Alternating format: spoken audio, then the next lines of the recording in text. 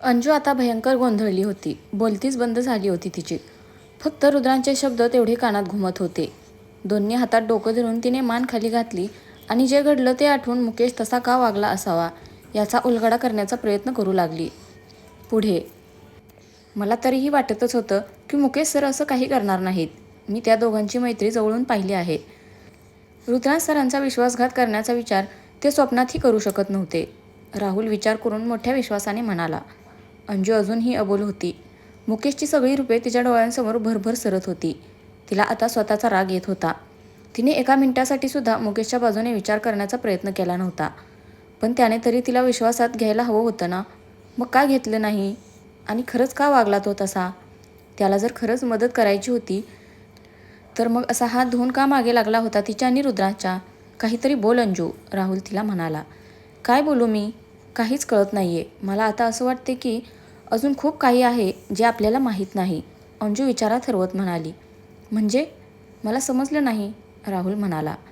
अंजू उसासा सोडून म्हणाली. Mukesh sir mister Kapoor सोबत मिळाले यामागे नक्कीच काहीतरी मोठं कारण असणार. अगदी रुद्रांश गायब झाले त्या क्षणापासून मुकेश दादांना मिस्टर कपूरचं सत्य माहीत होतं. पण 3 वर्षे त्यांनी काहीच हालचाल केली नाही. मी काही करायला गेले की थांबवायचे. म्हणजे मुकेश दादांना त्याच वेळेस असं काहीतरी समजलं असावं ज्यामुळे ते गप्प राहिले आणि मलाही गप्प ठेवलं.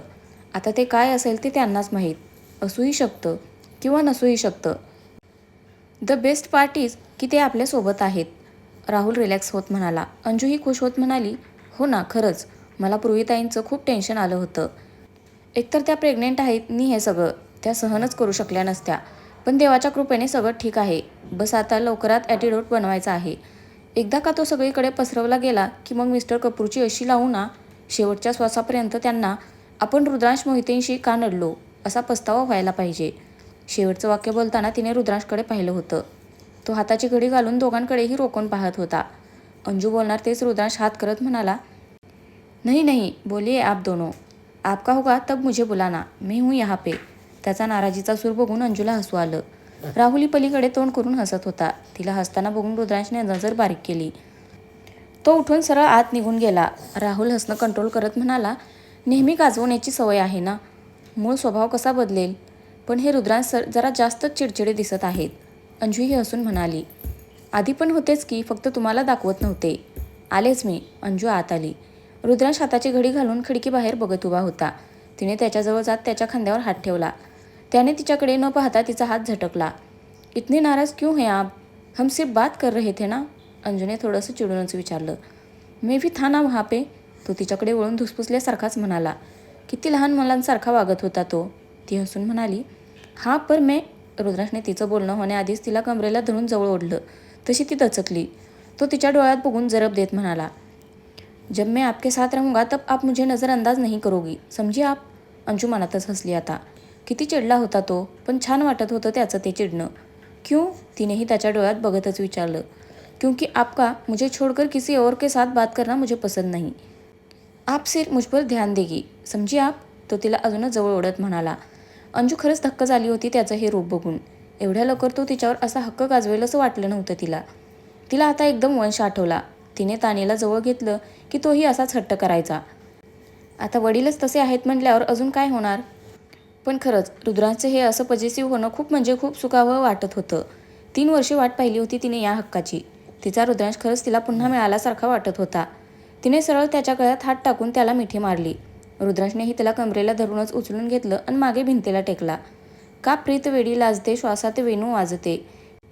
येथील हाती ते स्वर्ग साथी, अजन्म तू साथ दे. किती वेळ ते तसेच उबदार मिठीत बंदिस्त होते काय माहीत, पण आता शरीरात गरमी वाढू लागली होती. मानेवर जाणवत असलेले त्याचे गरम श्वास तिच्या शरीरात हवेहवेसे तरंग उठवत होते, अगदी पहिल्यासारखेच. पण सध्या वाहवत जाणं योग्य नव्हतं. तिने स्वतःला आवरत त्याच्या गळ्यातून हात काढले. त्यानेही तिला खाली ठेवलं आणि हलकेच तिच्या कपाळावर ओठ टेकवले. तो मागे झाला. दोघी एकमेकांकडे बघून समाधानाने हसले. मध्येच अंजूचं लक्ष बाहेर गेलं. तिकडे शेतात एक शेतकरी बैलगाडीला बैल बांधत होता. अंजू रुद्रांशकडे बघत म्हणाली. आप चलिए बाहर, मैं आई, जल्दी आना. तो गालामध्ये हसत म्हणाला आणि बाहेर गेला. अंजू स्वतःशीच गोड हसली. तिने समोर बैलांकडे पाहिलं. तिला आता तिच्या लग्नाआधी रुद्रांशने तिला वाचवलेला क्षण आठवला. जेव्हा गावाला असताना संजय दादाचा बैल तिच्यावर धावून आला होता. तिला गमावण्याच्या भीतीने किती घाबरला होता रुद्रांश तेव्हा. त्यांच्या प्रेमाची पोल आजींसमोर तेव्हाच तर फुटली होती. अंजू आता गंभीर होऊन विचार करू लागली. कितीतरी वेळा असे भावनिक आघातही लोकांची गेलेली मेमरी परत आणण्यात मदत करतात. पण रुद्रांचंही तसंच होईल का? मिस्टर कपूरच्या बोलण्यानुसार रुद्रांची मेमरी घालवण्यासाठी त्याला ड्रग्ज दिले जाणार होते. पण मग डोक्यावर निशाण होते, ते कशाचे होते? इलेक्ट्रिक शॉकचे की ड्रग्जच्या इंजेक्शनचे? ते काहीही असो, रुद्रांची मेमरी परत आणण्यासाठी काहीतरी करणं गरजेचं होतं. आणि हा एक चांगला पर्याय होता तिच्याकडे. तिचा जीव धोक्यात घालावा लागणार होता, पण तिच्या रुद्रांसाठी ती जीव देऊ शकत होती. मग हे तर काहीच नव्हतं. ती किती यशस्वी होईल माहीत नव्हतं, पण निदान ती प्रयत्न तर करू शकत होती ना. अंजूने एक सुस्कारा सोडला. तिच्या डोळ्यात आता वेगळीच चमक होती. ती हसतच बाहेर गेली. अंजूने जेवण बनवण्यात मधूची मदत केली. नंतर गप्पा मारतच जेवण उरकलं. विशेष म्हणजे सगळ्या गप्पा हिंदीतच झाल्या. त्यामुळे मिस्टर मोहितेही खुश होते. राहुल 12 वाजता कुंदनकडे जाण्यासाठी बाहेर पडला. अंजू मधूसोबत गप्पा मारत बसली होती. तिने तिच्या फोनवरूनच ईशाला व्हिडिओ कॉल केला आणि वंशसोबत गप्पा मारल्या. नंतर बोलता बोलता दोघीही झोपेच्या अधीन होऊन गेल्या. इकडे रुद्रांश रूममध्ये झोपला होता, पण त्याला झोप येईना. नजरेसमोरून अंजू भेटल्यापासूनचे सगळे प्रसंग सरत होते. खास करून तो त्याच्या परिवाराला भेटला होता तेव्हाचे. वंशचा चेहरा अगदी नजरेसमोर होता त्याच्या. तो मेंदूवर जोर देऊन आधीचं काही आठवते का ते बघत होता, पण मध्येच त्याचं डोकं दुखायला लागतं. त्याने मनातले विचार झटकून दिले आणि झोपण्याचा प्रयत्न केला, पण तरीही झोप लागेना. शेवटी रुद्रांश उठून अंजू झोपली होती तिथे आला. त्याने अंजूला अलगदपणे उचलून घेतलं. तिला रूममध्ये आणून खाली अंथरुणावर अलगद झोपवलं आणि मग तिच्यासमोरच तो आडवा झाला. तिचा तो गोंडस चेहरा बघता बघता त्याचेही डोळे मिटून गेले. अंजूला सकाळी जाग आली. समोर रुद्रांशला बघून तिचे डोळे मोठे झाले. तिने आजूबाजूला नजर फिरवली. ती तर मधूकडे झोपली होती ना.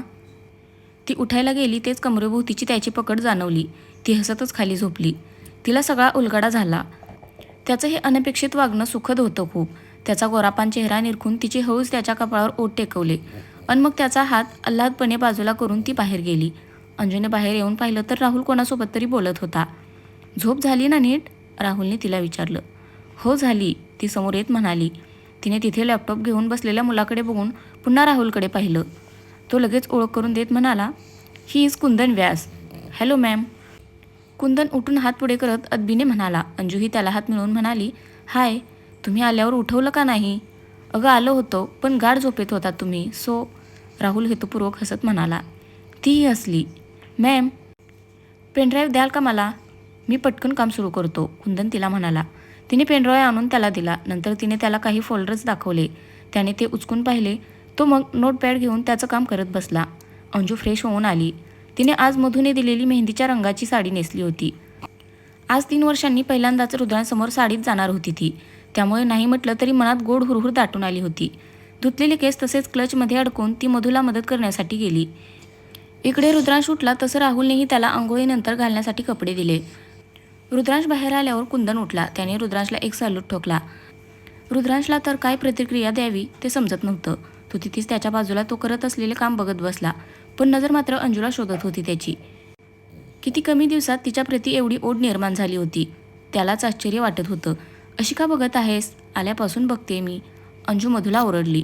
मधू हसलीने तिच्या गालावर बोट फिरवत म्हणाली, आज जरा जास्तच गुलाबी झालेत हे. गप ग मधू, अंजू तिचा हात झटकून लाजत म्हणाली. मधू मोठ्याने हसली, पण मध्येच गंभीर होऊन म्हणाली, तुला भीती नाही वाटत का अंजू? कसली भीती? अंजूने चमकून विचारलं. मधू थोडंसं थांबून म्हणाली, अगं म्हणजे ते रुद्रांश सर आहेत हे तू ओळखलंच आहेस, पण त्यांची मेमरी कुठे परत आली आहे? तरीही तू एवढ्या सहजासहजी त्यांच्यावर विश्वास ठेवून प्रेम करत आहेस. आय मीन, ते जरी रुद्रांश सर असले तरी आहेत तर नवीन माणूसच ना. मग तरीही. अंजू खळखळून हसली आता. ती मधूकडे बघून म्हणाली, खरं सांगू, माझ्या मनात एकदाही अशी भीती वगैरे दाटून आली नाही. जे घडत गेलं मी त्यासोबत स्वतःला जाऊन दिलं. तुला आठवतं मधू, मी कॉलेजमध्ये असताना फ्युचरचा विचार करून प्रेझेंट खराब करायची. नंतर तुमच्यामुळे मी आहे तो क्षण जगू लागले होते. तीही मेहरबानीच होती आमच्यावर, मध्येच मधू म्हणाली. अंजूने तिच्या हातावर मारलं आणि पुढे म्हणाली, त्यामुळेच मी स्वतःला रुद्रांच्या प्रेमात पडण्यापासून थांबवलं नव्हतं. जे घडत होतं मी स्वतःला त्या प्रवाहामध्ये सोडून दिलं होतं. आताही अगदी तसंच घडत आहे. आणि त्यांच्या प्रेमाचंच म्हणशील तर ते काळेभोर डोळे माझ्याशी कधीच खोटं नाही बोलू शकत. ते माझ्या हृदयात खोलवर रुजले गेलेत, कारण तेच पाणीदार डोळे बघून मी प्रेमात पडले होते त्यांच्या. आणि जे प्रेम मी आत्ता अनुभवत आहे ना, ते अगदी खरं आणि निर्मळ आहे. पुन्हा नव्याने सगळं अनुभवत आहे मी. आणि त्यांना जरी पुन्हा प्रेमाची जाणीव झाली नसती तरी मी प्रेम करणं सोडलं नसतं, कारण ते माझे आहेत, माझे रुद्रांश. मग त्यांची मेमरी जाग्यावर असो वा नसो, मला नाही फरक पडत. 3 वर्षांपूर्वी असं काही घडेल वाटलं तरी होतं का? तसंच उद्या काय होईल हे कोणी पाहिलं आहे. त्यामुळे येणारा प्रत्येक क्षण मला मनापासून जगून घ्यायचा आहे त्यांच्यासोबत. अंजूचा चेहरा गंभीर झाला होता. तिला हसवण्यासाठी मधू म्हणाली, धन्य आहेस तू माते. अंजू त्यावर मान हलवत हसली. तरीही काळजी घे गं. आई विश त्यांची मेमरी परत यावी. मधू काळजीने म्हणाली. अंजू हसून म्हणाली, मलाही तीच आशा आहे आणि मला विश्वास आहे ती लवकरच येईल. मधू बोलणार तेच बाहेरून राहुलचा आवाज आला. मधू, चहा आणतेस का सरांसाठी? मधूने सहहेतुक हसून अंजूकडे पाहिलं. अंजूने तिची खोडील नजर टाळत एका कपात चहा ओतला. तिने साडी वगैरे नीट करून हातात कप घेतला आणि पुन्हा तिच्याकडे पाहिलं. पहिल्याच नजरेत खेळ खाल्लास. मधू हात वर करून म्हणाली.